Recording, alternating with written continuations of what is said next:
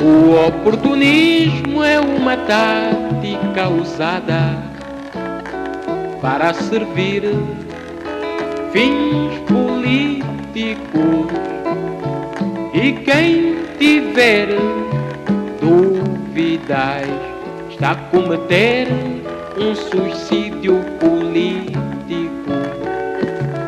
E quem tiver dúvidas está a cometer um suicídio político. Porque hoje o principal inimigo não é só a FNLA e nem é só a UNITA. Também há os oportunistas que nos querem desviar do verdadeiro sentido da nossa luta. Porque hoje o principal inimigo não é só a FNLA e nem é só a UNITA. Também há os oportunistas que nos querem desviar do verdadeiro sentido da nossa luta. Isso é claro, camaradas, como água. Isso é claro, camaradas, como água.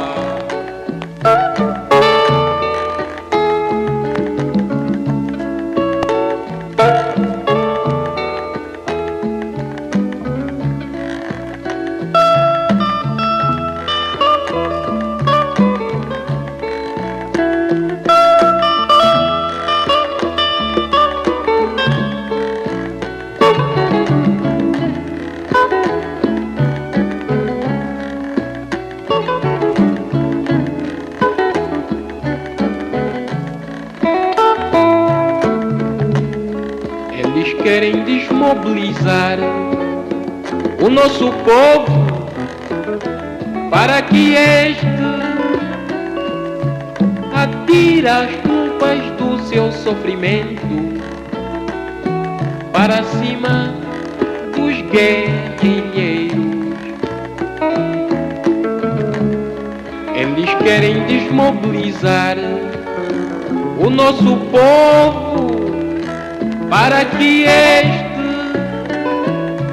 atire as culpas do seu sofrimento para cima dos guerrilheiros. Isso é claro, camaradas,